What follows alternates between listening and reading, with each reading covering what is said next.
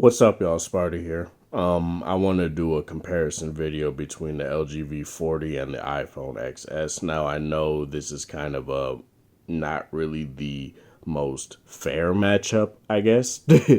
But since the iPhone XS Max is a bloated iPhone XS just with higher specs, I can talk about this no problem, really.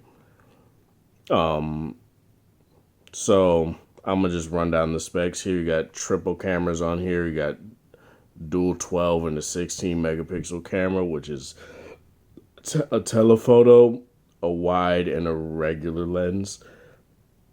On here you have dual 12 megapixel sensors, a telephoto, and a regular lens. Both have LED flash. On the back here is your fingerprint sensor. There's no fingerprint scanner on the iPhone. On the left here, if the phone will focus, you have your Google Assistant button, you have your volume up and down, and on this side you have your power and your SIM and SIM/SD card slot.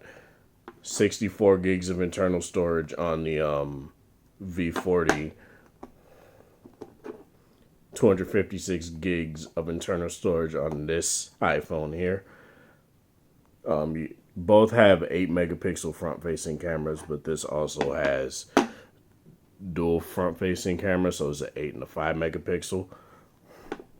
The main sensor on the V40 is a f1.6 aperture or f1.5 aperture lens, and the main one on here is f1.7. Both have, facial recognition. That's its main.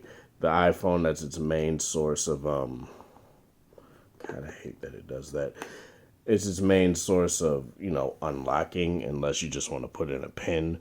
On here, that's facial recognition, Google Smart Lock, and not code, pass, pin, pattern, and fingerprint. And to each their own. If you like a lot of options, a lot of different options to unlock your phone, go with the V40. If you don't really care and you like how fast and how secure Apple says that the iPhone XS's, Face ID is, which it is very fast and very reliable from my testing, then go with the XS. This has a 3120 by 1440p OLED display. This has a 1080p OLED display. I don't remember if the Apple display is an LG one or a Samsung one, but I'm pretty sure it's Samsung. I forgot in the interim, but forgive me for that one. This has an always on display, while this is a raise to wake. And as you guys just saw, it unlocked very fast. On the bottom here, you have a headphone jack with the hi-fi quad DAC. You have your USB Type-C. You have your speaker. And this also has the boombox speaker that LG's been doing since the G7. On here you have no headphone jack. So your lightning port doubles as that and a charging port. You have your speaker grill right here, and and your receiver also acts as a speaker to give you, a simulated stereo speaker type of deal. In terms of speaker, both of these are really good. I'd give the edge to the V40 because it sounds better. It sounds fuller. It doesn't sound like it's just blasting volume just to blast volume. And that's something that's really nice. But that's not to say that the XS is any sort of slouch or anything like that. It does indeed sound very nice compared to something like the OnePlus 6T. It makes both these phones make the 6T, the V30, well, not the G7, but the V30, the 6T sound quite tinny. So take that as you will. But yeah. So let's talk about ergonomics and how both of these feel in the hand, since a lot of people tend to have that as a point of importance. Both of these, in my opinion, feel very good in the hand. Obviously, I have big old hands, but the V40 feels better because, as you guys can see, I have to scrunch up my thumb here and able to fit the iPhone in my hand completely and be able to use it decently. Whereas on this, it feels more natural to me. And it feels like I can actually use the phone without having to, do a whole bunch of hand gymnastics and cramp up my hands. Yeah. So both of these are made, glass on glass with a metal frame, stainless steel on here, or I think it's just a smoothed out aluminum. So if you like that, you can, take that as you will. Both of these are this is space gray, this is Aurora black, but it has a blue tint to it, where this is just, a dark gray. And both of these phones look really nice. And that's something that, is it's a nice factor for, an expensive phone to at least look nice. But I don't really like this whole glass on glass deal, but I'm not going to talk about that too much. Both of these support wireless charging. Both support fast charging, though I would say that the V40 is definitely better in that regard, because it definitely doesn't feel slapdash, whereas as on the iPhone, it feels very like hit or miss. Like, it'll charge slightly faster, but not nearly as fast as it does on the V40 or any other phone that has, fast charging that you don't have to buy an $80 brick for, or something like that. In terms of data and stuff like that, both of these have been very good when it comes to that. I haven't really had any issues with connectivity. Both phones. The only issue that really is on the iPhone is that if you want to download an app over 200 MB, you have to use Wi-Fi. I wish they would get rid of that. That's kind of stupid to me. That's one of the few reasons why I won't stick with an iPhone for long as like a secondary daily driver, because it's just something that, what if I want to download a game that just came out or something, and I can't do that because it's over 200 MB, and it's just stupid to me personally. But hopefully they change that in the future, but who knows if they'll do that. Let's talk about overall performance. Now, always the same old song and dance between iOS and Android is iOS is smoother, Android is a bit laggy, especially when it comes to these third-party, launchers and stuff like that. But I'm going to say this. They're pretty neck and neck when it comes to performance for me. I would even say that the V40 is better, slightly better, especially like scrolling through comments on YouTube, scrolling through YouTube in general, which is typically what I do a lot. But where the iPhone trumps pretty much every Android phone is in performance when it comes to gaming. Like, playing a game like Marvel Contest of Champions, it'll take like 2 seconds for my OnePlus 6T, 2 to 3 seconds for my 6T to load up into a fight, whereas on this it takes like barely a second. And that's crazy to me, and that's something that makes me like, I kind of want an iPhone just strictly to play games, and that's why I'm getting my girl's iPhone 8 Plus when she gets this, just so I can do that. In terms of music,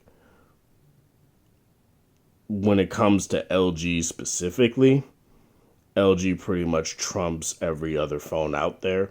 So that's pretty much an unfair fight.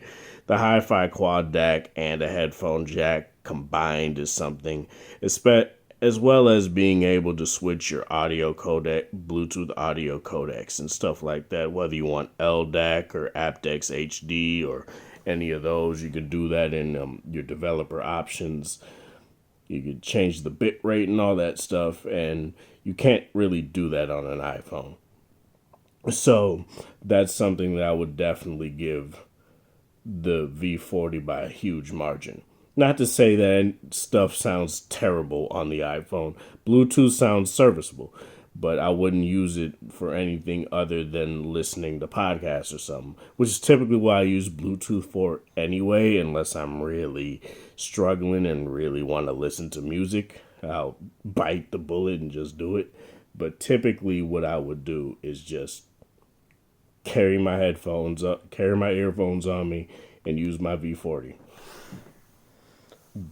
And that's pretty much how it's going to be for every single LG phone until they eventually axe the headphone jack, which hopefully they won't. Hopefully, like the SD card slot, they're the ones that keep it and everyone reverses and brings it back, but we'll see what happens. Let's talk about quality of the OLED displays here, because that's something that is very contingent, especially, oh, that's not even the word I should use. That's something that's very important, especially since basically every high-end phone has an OLED display. Both of these have really nice displays. Even though this is a 1080p display, comparing it to something like my 6T, which I'm using to record right now, I can't really tell that it's a 1080p display. It's a very nice one. It's a very quality one. And that's something that is kind of hard to come by when it comes to a 1080p panel, because me personally, I can see the pixels and I can't really see the pixels on this display at all. But the V40 is definitely sharper. It's crisper. Overall, it looks better to me personally, to each their own. But that's just something that I will say. The notch on both of these. The notch. Okay, I want to actually compare these side by side. So let me do that. White background.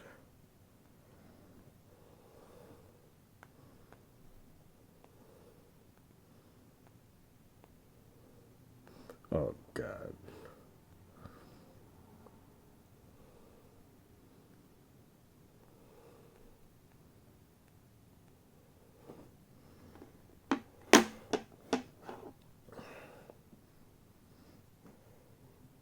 I should have paused it. I don't know why I didn't do that. This isn't going to take a while. This ain't going to take much. Open a new tab.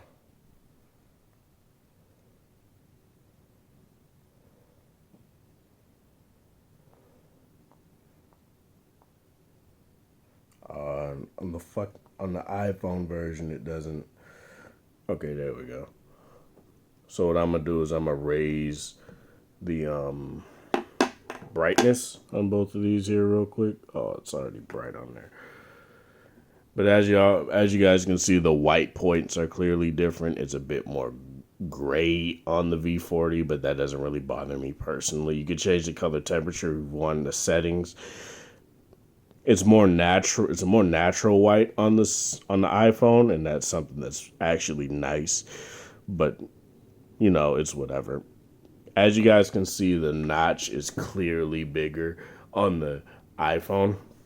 It's because it has a billion sensors on the front, not a billion, but like 2 or 3 for the Face ID. Whereas this, it has dual cameras in the speaker. And the dual cameras are basically used, one, to have 2 cameras on the front if you want a wide angle lens on there, and also to help with better facial recognition, which it is indeed faster. It's honestly as fast as the iPhone, but I would not say it's as secure. So overall, Battery life on both of these are pretty good. I think I forget how big the battery is on the iPhone. Let me check real quick. Okay, so the iPhone has a 2658 milliamp hour battery. I'm gonna just say like 2660, I guess. And this has a 3300 milliamp hour battery. Both of these are very good when it comes to usage, though. I will say that. 5 hours and 7 minutes of screen on time on here. 1 hour and 58 of gaming. An hour and 8 of just overall the usage on there is pretty good. I just took this off the charger, so I'm not even going to talk about that, but typically I'll get 5 to 6 hours of screen on time on my V40, and that's something that's very good as well. Both of these can last you an entire day depending on what you do. That's always going to be the stickler for a lot of people. Something that you always got to keep in your mind. Depending on what you do, you can get a good amount of time out of both of these phones. If you're just, watching YouTube all day or something, then yeah, you can get a good amount of time out of these. But when it comes to topping up, definitely go with the V40. When it comes to music, V40. Camera quality on both of these, a lot of places like your DSO marks and your your YouTubers that always say that oh, the iPhone has the best one of the best cameras out there. Personally, I don't like a whole bunch of HDR crap on my photos, so it's like, don't get me wrong, the camera on the XS is very good, but for me personally, for what I like overall, I would say the V4, they're neck and neck. Like, they're very close. But due to the fact that the V40 has the manual modes and all the controls over your video and your photos, I would give the slight edge to the V40 if you, and the cinemagraphs and stuff like that, if you want a lot of granular control, a lot of different modes on your phone, go with the V40. And it's not just, oh, it's a decent performer. I would say it's a very good performer. It's just, it depends on what you value. If you value your auto modes, then the iPhone is honestly the better bet for you, because that's where it thrives. Whereas the V40 is a content creation device. So I would personally sway more towards that. And let's talk about stuff like voice recording and all that stuff. When it comes to that, Apple has GarageBand, and that's something that you can indeed use if you want to. You do have the audio recorder in GarageBand. I haven't really used it yet, but from what I've heard from the mics on here, the mics are good. They're really good. So that's something that I wouldn't worry about if that's something that's on your mind. The V40 has great mics as well. It has its own audio recording app, if I know where I put it. It's, I don't even remember, but it definitely has its own audio recording app because I've used it. And it's been on there since the V10. And these mics on here are high quality. If you want to use them to podcast, which I have done, they're very good for that. Good enough for that, for a mobile studio approach and stuff like that. But overall, I would say both of these are very good at handling what you would want to do in your day-to-day. So keep that in mind. This is Sparta. Thank you guys for watching. There's the support. God, I made this too long. Hope you guys have a wonderful Thursday, whatever time of day it is in your area. Go and like the video. If you like it, dislike it. If you dislike it, share with people that are interested in sort of content. Thanks for 618 subscribers. I really do appreciate it. And have a good one. Oh, wait. One more thing when it comes to call quality and stuff like that. I know some people do indeed talk about that and want to know about that. That's something that's obviously valued in the phone. I don't know why I wait until the last minute to talk about it. I don't talk on the phone that often. That's why.